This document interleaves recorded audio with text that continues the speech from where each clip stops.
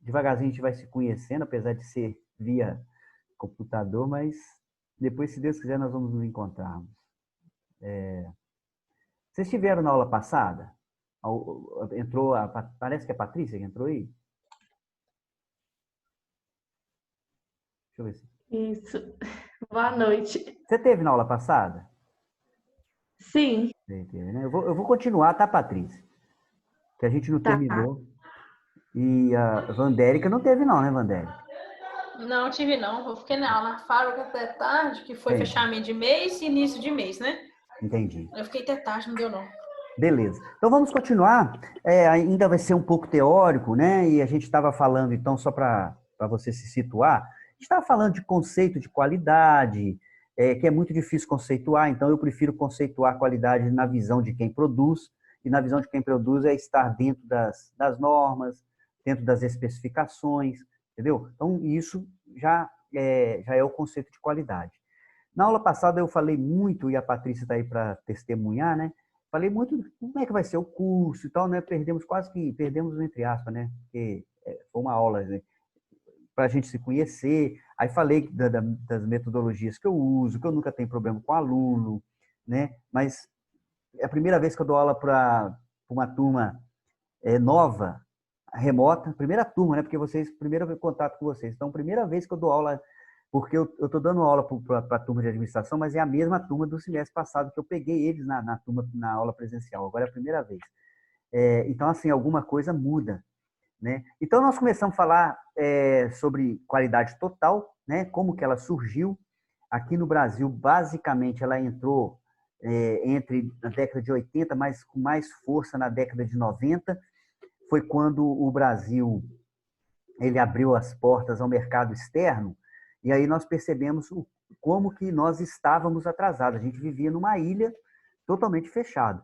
E aí começou a surgir produtos estrangeiros, nós ficamos encantados, porque vinham os produtos com qualidade, né? Até hoje a gente se encanta com produto é, é, importado, né?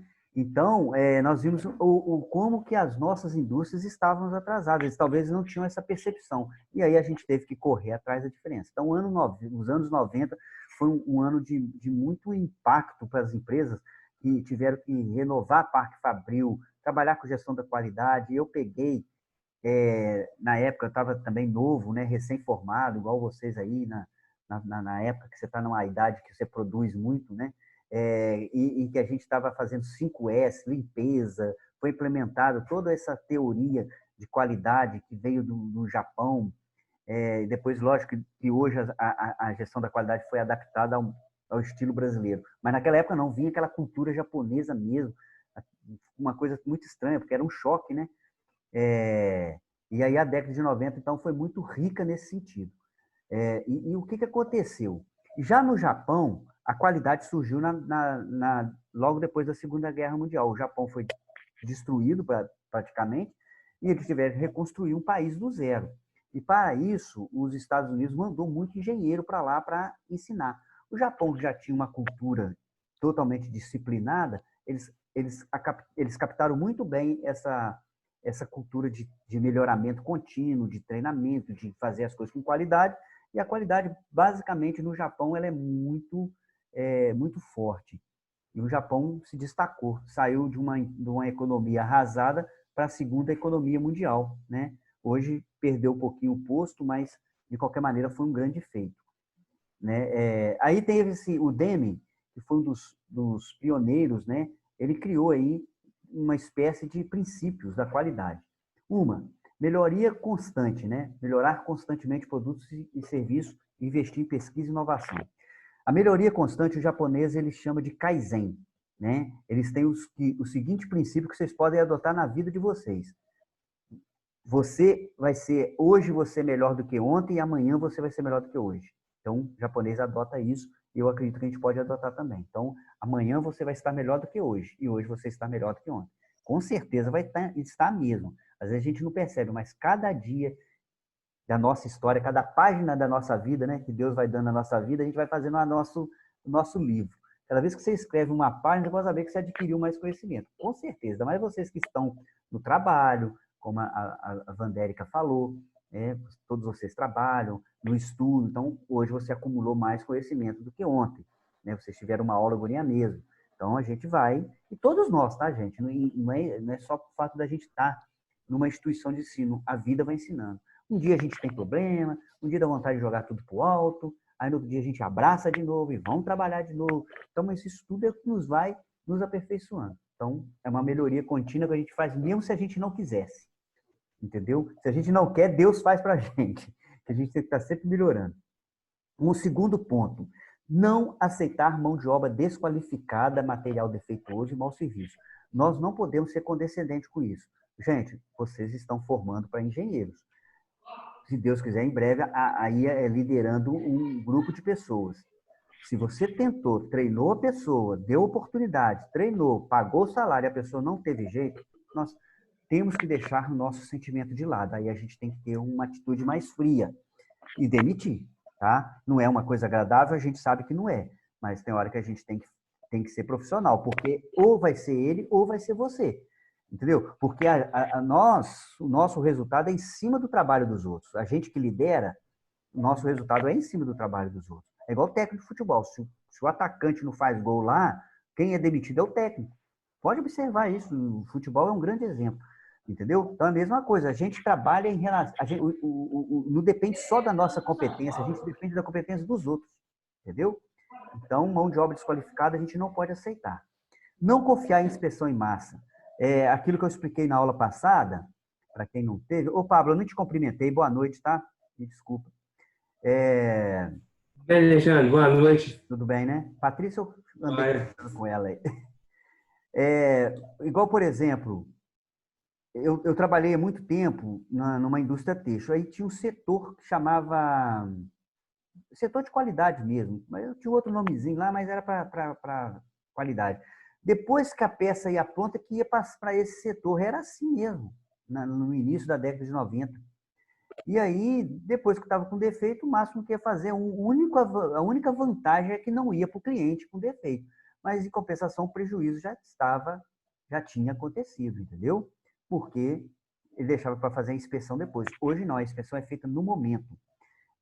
Um dia eu visitei a fábrica da Coca-Cola, quando tinha em Juiz de Fora, ficava um cara lá, a Coca-Cola passava assim, ó, numa esteira, e uma luz forte atrás, e o cara ficava olhando a coloração da Coca-Cola. Quando a coloração saía errada, ele tirava a garrafa, quer dizer, durante o processo de produção ele já estava vendo o problema. Parece que tem uma tonalidade, entendeu? Então, você já pega o negócio no momento do erro e tenta, aí pode talvez reaproveitar o produto e tal, e não esperar chegar no final. Outra coisa, fornecedor, isso tudo são os princípios defendidos pelo Deming, tá? Que o japonês abordou e absorveu. Fornecedor de materiais e serviços não devem ser selecionados apenas com base no preço. Aí aquilo que eu comentei na aula passada, isso aqui eu estou repetindo. Oswaldo, boa noite, tá? Estou te conhecendo agora. Vi que você... Boa noite, Alexandre. Bom? Tudo bem, graças a Deus. Graças a Deus. Então, gente, o fornecedor, a gente não deve só focar no preço, tem que focar na qualidade também. Aqui no Brasil a gente tem mania muito de focar, principalmente público, né? A obra pública. Aí onde que cai viaduto, aquele negócio de bicicleta lá do Timaya lá caiu, enfim. Porque no setor público é lógico que tem alguma coisa por trás envolvida, né? Mas é muito produto de má qualidade. Então a gente não pode focar nisso. Focalizar em aperfeiçoamento contínuo envolvendo a mão de obra. E também, gente, usar métodos estatísticos. Isso aqui é um desafio para a gente, porque nós temos, por tendência cultural, tomar decisões muito no achismo, entendeu? Sem fazer análise, sem fazer pesquisa. Nós temos uma certa dificuldade com isso. E também porque a gente não tem uma mão de obra qualificada, e vocês vão passar muita dificuldade. Porque, sem desmerecer, eu falei isso na aula passada, a gente lida com muito peão em fábricas, né? O setor de produção lida muito com pessoas assim de uma escolaridade mais baixa e é muito complicado, entendeu? O cara fala assim, tem até uma vez eu estava lendo, né? Estava havendo muito atraso nas entregas. Aí o cara falou assim, mas por quê? Porque precisa de comprar um caminhão. A empresa foi e investiu no caminhão. E aí não era esse o problema, continuou o atraso. Então, a empresa desembolsou um dinheiro, né, para a compra de um caminhão, sendo que não era o problema, não era caminhão, né, porque não fizeram um estudo. Então, assim, a gente costuma ir pelo resultado mais fácil, e depois nós vamos aprender a fazer análise de solução de problemas. Deixa eu passar aqui, que parece que travou.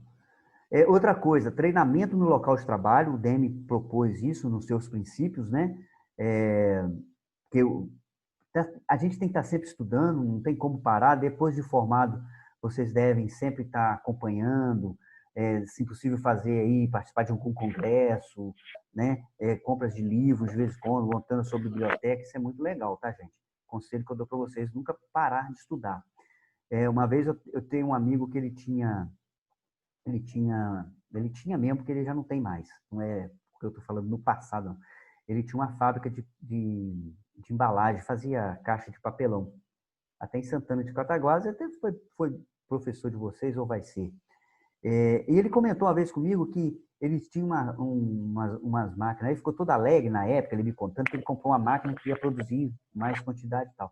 Mas aí, por um acaso, ele foi num evento lá em São Paulo, ele falou que já tinha criado uma máquina que substituía a máquina nova que ele comprou, entendeu? Que fazia muito mais rápido que a máquina nova que ele comprou, ou seja, por isso que a gente tem que estar se atualizando, entendeu? Ver o que está surgindo de novo. E depois que ele foi em São Paulo, ele arrependeu, falou, pô, acabei de comprar uma máquina e agora já tem uma outra que já faz mais rápido do que eu tinha comprado. Ele contando isso para a gente.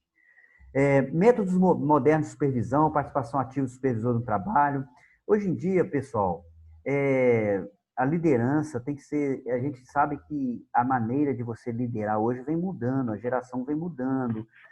Isso aí é até uma questão cultural mesmo. Você vê, por exemplo, dentro de uma faculdade, o relacionamento professor e aluno é diferente. O relacionamento pai e filho tá diferente do passado, né? Lógico, não é uma regra, né? Toda regra, aliás, tem exceções, né? Óbvio. Mas o que eu quero dizer é o seguinte, a gente percebe que houve uma mudança, né? Então, você vai pegar uma geração, vocês, tá? Vocês, não vai ser eu não, vai ser vocês. Vocês vão pegar uma geração aí mais independente, entendeu? Pessoal que já nasceu na era tecnológica, vocês é que vão liderar elas. E esse pessoal, eu dou aula, eu tenho a felicidade de dar aula no Sebrae. Aqui em Cataguases tem uma escola do Sebrae, que é de ensino médio. Então, eu dou aula para garoto de 12, 13 anos, que faz técnica de administração além do ensino médio, entendeu? 13, 14, 15 anos, por aí. Então, eu percebo, assim, a diferença, o relacionamento deles comigo, entendeu? E ao mesmo tempo, eu preocupado, porque a minha diferença de idade é muito, eu tenho que estar no mundo deles, no mundo tecnológico. E eles são muito bons. Eu chego lá, quando é aula presencial, eles já colocam o data show, eles têm uma iniciativa, sabe? Uma coisa fora do comum. Então, assim, é uma geração mais ativa. Mas, ao mesmo tempo, também, não é uma geração que aceita muito ser liderados, entendeu? É meio... Porque, por exemplo, se até hoje os pais já perderam um certo controle, né, dos filhos em virtude dessa geração nova aí, porque mudou, né? A gente não é mais aquele pai autoritário. É lógico que ainda tem, não estou falando, volto a falar. Então, eu estou falando isso porque isso vai chegar no mercado de trabalho. É essa galerinha aí que vai chegar no mercado de trabalho. A galera que fica o tempo todo no celular. Como nós já ficamos também, né? Eu, pessoalmente, agora estou ficando, e vocês também. Vocês também não são tão velhos, né? Eu estou falando, mas porque vocês vão liderar a gente mais nova ainda. Porque é natural, vocês agora formam, vai entrar no mercado de trabalho, automaticamente isso acontece, pode ficar tranquilo que vai acontecer, não desanime. Daqui a pouco vocês vão galgando, né, cargos, porque vocês já estão mais qualificados do que, por exemplo, quem está na sua empresa. Tenho certeza que eu estava conversando com a Vandérica antes aqui da turma entrar, e ela, por exemplo, está trabalhando. Depois dela formada, é lógico que ela vai estar mais qualificada do que a galera lá. Vai surgir uma oportunidade, vão promover ela. Vocês vão perceber que vai acontecer. Se aquele professor falou aquilo ali, né? Não é para motivar vocês falsamente, não. Vai acontecer naturalmente. Daí a pouco vocês fazendo uma pós, né? E aí vai se aperfeiçoando. Obviamente, as portas vão se abrir. Então, eu tenho certeza, é vocês que vão liderar a nova geração. Então, a gente tem que aprender isso aí, aprender técnicas novas de liderança, né? Também faz parte, não é só a parte técnica da engenharia de produção, tem essa parte da liderança. entendeu? Porque muda, tá, gente? Muda. A forma de lidar muda mesmo. Eu tenho filha da idade de vocês aí, 22 anos, então meu relacionamento com ela foi totalmente diferente do meu relacionamento com meu pai. E meu pai com meu avô. A gente percebe, né? Meu pai me conta que ele não tinha coragem praticamente de conversar com o pai dele. Meu avô era bravo e tal, ele já contou. Eu já tive uma certa abertura. Minha filha tem muito mais, entendeu? E aí, assim, outro ponto. Funcionários não devem ter medo de falar sobre problemas que prejudicam o seu trabalho. É uma forma nova de liderança, tá vendo? Que vocês, como engenheiros de produção, vão ter que lidar. E quebrar barreiras entre áreas funcionais é outro tópico que o Demi defendia, porque acontece muito. Se vocês aí estão no mercado de trabalho, vocês podem até me corrigir. Eu acho que ainda é assim. Ainda fica aquela coisa de departamento. Aqui meu departamento parece que não tem uma empresa integrada como um todo, não. É o Pablo defendendo o dele, a Vandérica defendendo a dela, a Patrícia defendendo, entendeu? Isso tem acontecido. Eu sou do departamento pessoal, eu sou do departamento de produção, Aí fica cada um assim, parece que não é uma empresa. Então, quebrar essas barreiras. Gente, agora nós vamos passar para outro ponto aí, que está ligado muito à engenharia de produção. Eu não sei se eu comentei na aula passada, o Brasil está ficando um país improdutivo, está caindo muito. E o que é produtividade? É a relação entre o que você faz com os recursos que você utiliza. O que são recursos? Máquina, tempo, homem, capital, entendeu? E energia. Tecnologia são os recursos que estão a seu dispor. Recurso, gente, é uma coisa limitada. Toda vez que você falar recurso, ele tem um limite. Entendeu? E nós temos que saber trabalhar com mais produtividade. Ou seja, em outras palavras, nós temos que aprender a otimizar recursos. Eu gosto muito dessa palavra e eu vou explicar. Qual é a diferença entre cortar gastos e otimizar recursos? Por isso que agora eu vou explicar qual é a diferença entre otimizar e gastar. Quando você cortar gastos, a maioria fala cortar gastos, né? Passa por crise, vão cortar gastos. Passa o quê? Cortar gastos. Vão economizar, cortar gastos. No Brasil só se fala isso. Tem que mudar essa mentalidade. Otimizar recursos é usar os recursos com sabedoria, sem cortá-los. Vou falar coisas simples para ficar fácil. Eu tenho 2 cômodos aqui na minha casa. Tenho lá a luz acesa à toa. Isso é otimizar gasto. Pô, para quê? Tá? Entendeu? Outra coisa, vou dar um exemplo. Só para exemplificar, tá? Só para ilustrar e vocês tentem levar para a vida profissional. Suponhamos que a Vandérica e a Patrícia, elas moram vizinhas, parede de meio, e as duas estudam na FUPAC. Vamos imaginar na aula presencial, tá? Esquece agora essa aula remota. A Vandérica fala assim, gente, estou precisando de economizar. Sabe o quê? Eu vou parar de ir de moto, ou sei lá, de carro. Vamos imaginar que as duas iam de carro. Parar de ir de carro lá para a faculdade, porque eu estou gastando muito com combustível. Então, a Vandérica tem um raciocínio de cortar gasto. Aí ela para de ir de carro e passa a ir de ônibus, que é mais barato. Aí tudo bem, ela vai conseguir chegar na faculdade, mas vai chegar suada, vai passar dificuldade dentro do ônibus. Só exemplo, tá, gente? Então ela vai perder um pouquinho de qualidade de vida, beleza? Agora, o que elas poderiam fazer? As duas moram parede e meia, cada um tem seu carro. Elas poderiam revezar o carro. A Vandérica economizava, a Patrícia economizava, a gente vai estudar na mesma sala, moramos juntos, voltamos na mesma hora. Isso aqui é só um exemplo. Isso que é otimizar recursos. E para otimizar, por que ninguém usa, por que as empresas não otimizam recursos e preferem cortar gastos? Sabe por quê? Porque ninguém gosta de pensar. Otimizar recursos requer pensamento, entendeu? Aqui é lógico que houve uma coincidência das duas morarem juntos, mas o otimizar recursos leva você a pensar. Entendeu? O uso da inteligência. Então, o brasileiro precisa de aprender isso. Otimizar recursos é usar recursos com sabedoria. Como que eu posso usar o tempo? Como que eu posso usar a máquina? É o que a profissão de vocês vai ensinar, né? Vocês tiveram uma aula há pouco agora, que é layout. Layout é uma forma de você disponibilizar as máquinas, né? Não sei, o professor vai explicar melhor do que eu, mas para ter um processo racional. É uma forma de economia. Uma forma inteligente de economizar. Por que vocês estudam fluxograma? Por que vocês estudam layout? que é uma forma de usar com sabedoria os recursos. O ser humano, gente, tem tendência a gastar todos os recursos a seu dispor. Isso é uma tendência humana. Se deixar, a gente acaba com o planeta em um mês. É sério, faz parte da natureza do consumismo. Vou dar um exemplo. Se eu falar para vocês aqui, gente, vocês têm que fazer um trabalho para mim, um TCC, que vocês vão me entregar em dezembro de 2022.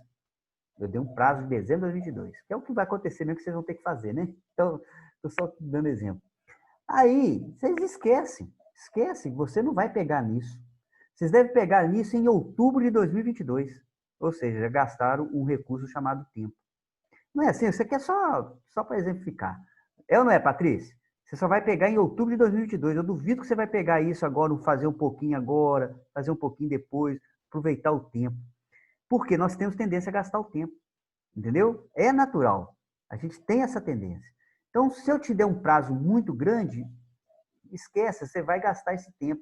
Aí, na hora que chegar lá perto de entregar o trabalho, é que você vai criar aquele estresse, aquela adrenalina. Aí vai falar que assim, meu Deus, para que existe TCC? Quem inventou isso? Mas porque a gente não faz, entendeu? Nós temos essa tendência. E esse exemplo do tempo é para tudo. Se você compra uma casa, vamos imaginar lá, não sei se vocês são casados aí ou estão pensando em casar, mas vamos imaginar aqui o Pablo está pensando em casar, aí ele compra um apartamento enorme, a esposa do Pablo vai usar todos os cômodos, entendeu? Tenho certeza.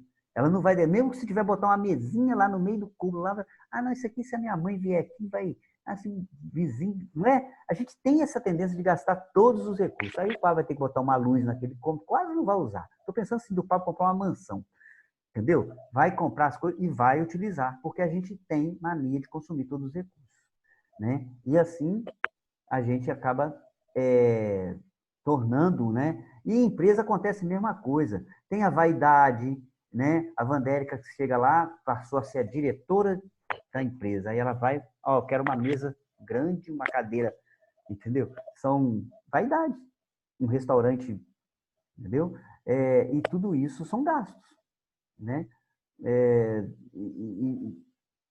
E às vezes desnecessário simplesmente por uma certa vaidade. Isso aqui são exemplos.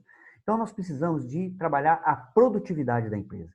Produtividade, usar os recursos com sabedoria para que você possa fazer mais com menos recursos possível. Tá bom?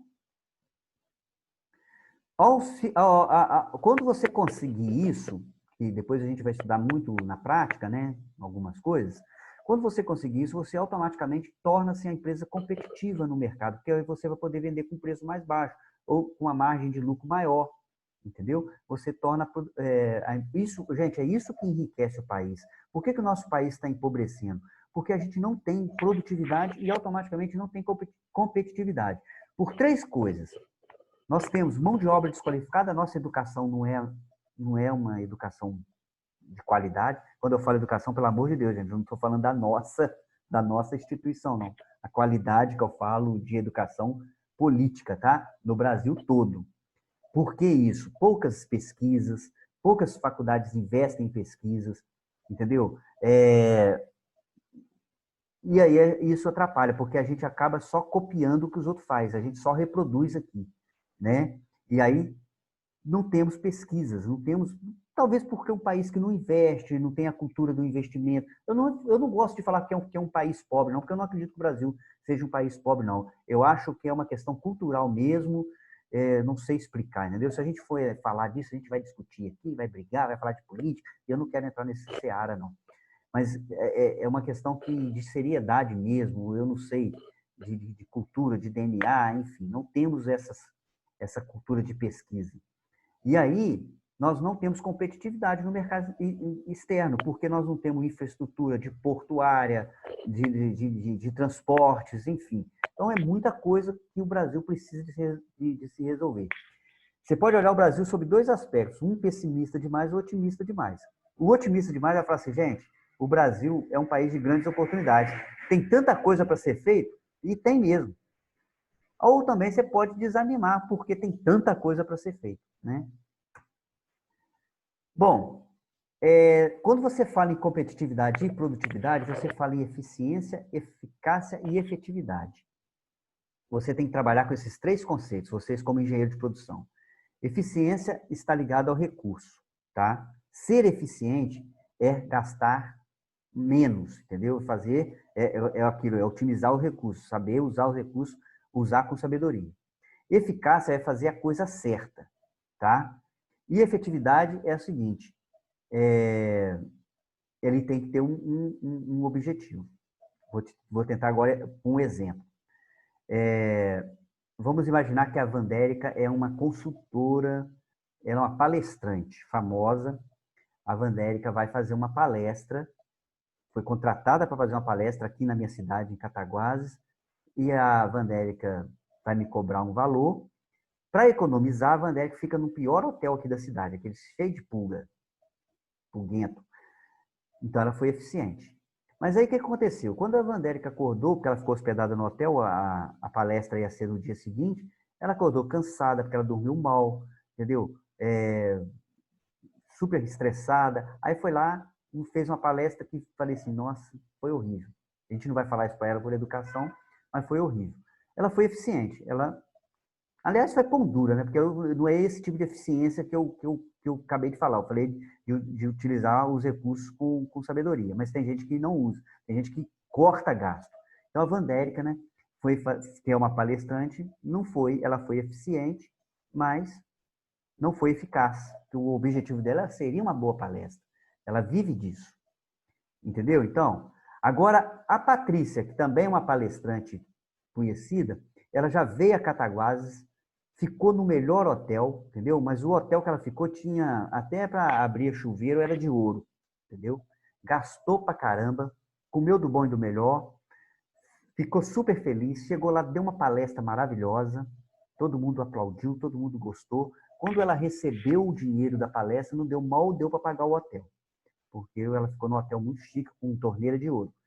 O que a Patrícia fez? Ela foi eficaz, porque ela atingiu o objetivo que era fazer uma boa palestra e ela ficou super reconhecida, né? Melhor que a Vandérica. Mas, por outro lado, ela não foi eficiente, porque a palestra dela não deu lucro, entendeu? Porque ela gastou mais com o hotel do que com o que ela recebeu. Isso aqui é só um exemplo maluco. Agora, o que é efetividade? Efetividade é o cara é eficiente, é eficaz, mas vamos fazer assim, o Pablo é um engenheiro, vamos falar um engenheiro civil, constrói uma ponte, ele foi eficiente, gastou pouco para construir a ponte, foi eficaz, porque o objetivo dele era construir uma ponte, mas não foi efetivo porque a ponte não leva ninguém a lugar nenhum, entendeu? Então, também não serviu para nada. Então, a gente tem que ter essas três coisas, o engenheiro de produção tem que ter essas três coisas na cabeça. Eu tenho que ser eficiente, eficaz e efetivo. Tem que ter um motivo pelo qual eu estou trabalhando. Tá vendo? Praticidade, durabilidade, constância, isso tudo é ser efetivo. Gente, hoje a aula é conceitual, tá? Por isso que tá essa aula eu falando muito, mas depois nós vamos tentar melhorar isso aí. Não desanima comigo, não. Tem muita coisa boa para a gente ver para frente. Quem se beneficia com a qualidade? Bom, cliente, porque vai comprar um produto de melhor qualidade, confiável. Sabe aquela empresa que adquire confiança pelo nome dela? Entendeu? Eu vou dar um exemplo aqui, eu vou falar de uma empresa que eu confio. Eu confio muito nos produtos da Philips, televisão da Philips. Eu gosto, não sei, porque toda vez que eu comprei, deu certo comigo. Então, já criou essa confiança. Então, tem produtos que, quando você fala, né? Nossa, de celular, por exemplo, tem que ser da Samsung, não sei. Exemplo que eu estou dando. Mas quem que beneficia? O acionista, né?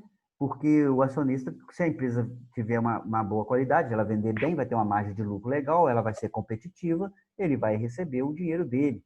Né? Os administradores, pelo melhor gerenciamento, os funcionários, porque vai ter um ambiente legal, motivacional, um ambiente limpo, né? Que é o 5S prega isso. E a comunidade, porque se você cresce, né? Gera emprego, não igual, por exemplo, a gente que trabalha em cidades menores, tem aquelas empresas como tem Visconde do Rio Branco, Pinfipaf, acho que o Ubá tem Itatiaia, né? São aquelas empresas de referência aqui em Cataguases, tem a Energisa. Então, essas empresas promovem o bem-estar da sociedade. Então, é importante uma empresa dessa crescer e dar lucro.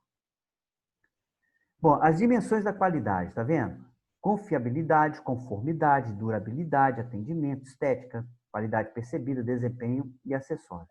Hoje eu estou falando de qualidade total, eu não estou fixando somente na qualidade da produção, porque vocês são engenheiros de produção, vocês... Alexandre, Oi? esse material está disponível lá no portal? Esse aqui ainda não, tá só a apostila, mas vou colocar. É porque eu queria acabar Tá. primeiro para passar, mas eu posto, tá? Inclusive, eu tô colocando como meta sempre colocar no dia seguinte da aula, tá? Entendi. Quem me perguntou foi a Patrícia ou a Vandérica? Fui eu, Patrícia. a Vandérica. Vandérica. Ô, Vandérica, eu sempre posto, mas o que eu ia te falar? Eu acabei me perguntando, na hora que eu me perdi perguntando o nome. Esse material eu vou postar sim, tá? Mas eu ia te falar outra coisa, mas deixa, depois eu lembro. Tô ficando maluco. Então, amanhã mesmo já tô postando esse material. Bom, gente, então, as dimensões da... lembrei agora da aula. Então, vocês que estão assim dentro da linha de produção, lógico que vocês vão focar naquilo, na qualidade daquilo que vocês fazem, que é o setor de produção. Porém, a qualidade total, ela envolve todos os setores, tá? Da empresa. Lembrei que eu ia falar com a Vandéria. Eu só não postei, Vandéria, porque na aula passada eu só comecei a mostrar esse slide. A aula passada eu fiquei mais conversando com os alunos, né, do que mostrando. Fui batendo papo, tal, tal. Aí depois que eu comecei a passar esse slide. Aí a aula acabou, entendeu? Aí por isso que eu não postei, por favor. Eu sempre faço assim, eu mostro na aula e depois eu posto. Aqui é um exercício. Bom, isso aqui é só a evolução da qualidade, né? Que começou na época a qualidade era o operador, porque era só ele que fazia, depois foi para o supervisor, da inspeção, eu falei, depois a época que a estatística e tal, controle de qualidade, e foi evoluindo. Aí hoje a qualidade já aqui está até no ano 2000, você vê, né? Mas a qualidade ainda prevalece, mas com outro aspecto, porque a qualidade envolveu a qualidade do produto, hoje, né? Estou falando hoje. O que a qualidade envolve? A qualidade do produto, a qualidade do ambiente e a qualidade de vida, entendeu? Nós estamos trabalhando hoje com isso. Então, hoje, a qualidade não é só mais do produto. Não adianta eu ter uma qualidade do produto, mas eu estou massacrando o meu funcionário, o índice de absenteísmo na empresa está aumentando, doença de depressão na empresa, porque é muita pressão, e isso também não é legal para a empresa. A empresa fica mal falada. Pô, o cara trabalha ali, quase que todo mundo que trabalha naquela empresa adoece. Não é legal, por melhor produto que ela faça. E tem acontecido muito isso. O outro aspecto, que até surgiu o ISO 14000, que é a qualidade do meio ambiente. O respeito ao meio ambiente, a responsabilidade socioambiental. Então, a qualidade está indo para esse lado também. As empresas têm que fazer produtos que não agride o meio ambiente, entendeu? Nós, gente, deixa eu explicar uma coisa para vocês. Nós, infelizmente, é aquilo que eu falo. Quando eu falo mal do nosso país, gente, é porque é o seguinte, a gente tem que ressaltar o lado ruim para a gente melhorar, tá? Não é porque eu sou bem patriota, eu sou aquele cara que sou apaixonado com o país, né? Mas a gente tem que falar das nossas mazelas, né? Então, por exemplo, nós precisamos evoluir culturalmente ainda muito nesse aspecto, entendeu? De respeito ao meio ambiente. Aqui no Brasil, por exemplo, a gente joga plástico na praia, entendeu? Então, assim, joga lixo na rua, não tem? Falta um aspecto, eu estou mentindo? Se eu tiver, vocês podem me corrigir, né? Então, nós precisamos muito de evoluir. Você vê agora, na pandemia, quanta gente aí falando besteira, não querendo usar máscara, são coisas assim, que já era para ter superado, né? Tivemos aquele cara lá que até tem o meu sobrenome, né? Mas não é meu parente, não, tá? O desembargador lá, Eduardo Siqueira, eu chamo Alexandre Siqueira. Mas você viu, o cara assim, se achando porque ele tem um curso. Era pelo contrário, quanto mais você estuda, mais humilde você tem que ser. Você tem que, né? Você não precisa de mostrar para as pessoas que você. Então falta essa elegância, falta essa educação. Entendeu? Então, isso que eu estou falando falta no brasileiro.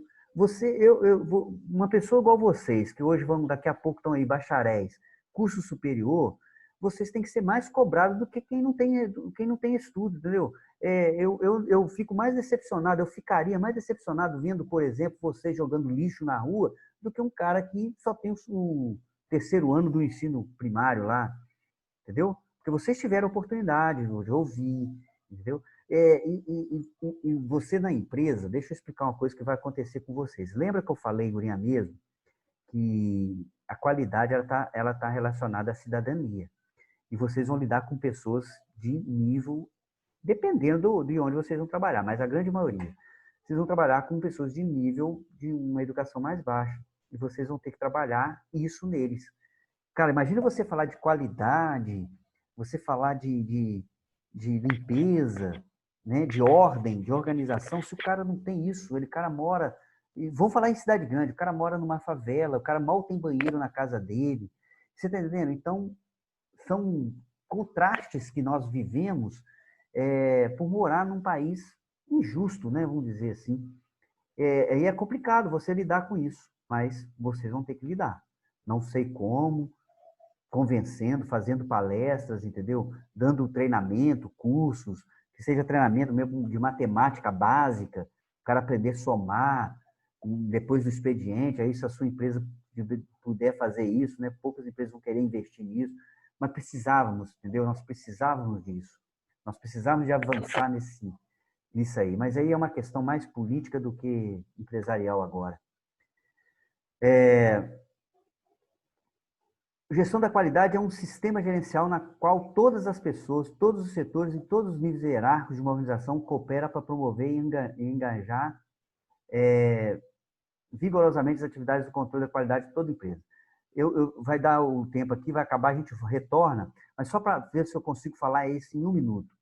Por que eu estou insistindo tanto nesses conceitos? Porque qualidade é uma mudança de postura, tá? Isso que eu estou falando para vocês aqui é o que eu espero que vocês façam depois com os funcionários de vocês.